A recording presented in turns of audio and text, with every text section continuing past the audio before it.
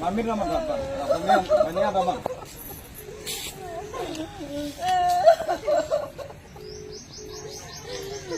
నా తల్లి నా ఇంటికి రాదు తల్లి వాడికి ఎంత తగిన మంచిది నా తల్లి.